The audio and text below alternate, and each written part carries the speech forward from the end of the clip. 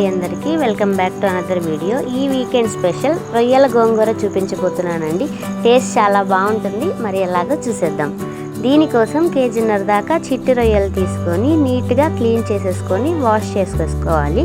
ఇప్పుడు స్టవ్ మీద కడాయిలో రొయ్యలన్నిటినీ వేసి కొద్దిగా సాల్ట్ వేసుకొని మూత పెట్టి వాటర్ ఊరి ఉడికేంత వరకు ఉడికించుకోవాలి। రొయ్యలు ఉడుకుతున్నప్పుడే ఇంకో గిన్నెలో 4 పచ్చిమిర్చి, ఒక టమాటో, క్లీన్ చేసుకున్న ఒక కట్ట గోంగూర వేసి మెత్తగా ఉడికించేసుకొని రుబ్బుకొని పక్కన పెట్టేసుకోవాలి।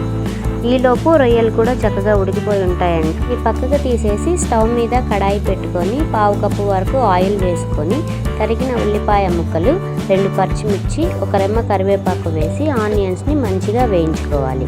ఉల్లిపాయలు వేగిన తర్వాత 1 టేబుల్ స్పూన్ అల్లం వెల్లుల్లి పేస్ట్ వేసి పచ్చిదనం పోయేంత వరకు వేయించుకొని కోసి పెట్టుకున్న టమాటా 1, 2 టీ స్పూన్ల కారం, చిటికెడు పసుపు వేసి సాల్ట్ కూడా అడ్జస్ట్ చేసుకొని కారాన్ని టమాటాని మగ్గించేసుకోవాలి। చక్కగా మగ్గిపోయిన తర్వాత ఉడికించిన రొయ్యల్ని వేసేసి 1 టేబుల్ స్పూన్ ధనియాల పొడి, 1/2 table spoon garam masala, 1/2 table spoon జీలకర్ర పొడి కూడా వేసి మూత పెట్టి కొద్దిసేపు మగ్గించుకున్న తర్వాత రుబ్బి పెట్టుకున్న గోంగూరను కూడా వేసేసి అంతా కలిపేసుకొని కొద్దిసేపు ఉడికించి చివరిగా తరిగిన కొత్తిమీరని వేసేసి స్టవ్ ఆఫ్ చేసేస్తే గోంగూర చిట్టి రొయ్యల కూర రెడీ అయిపోతుంది।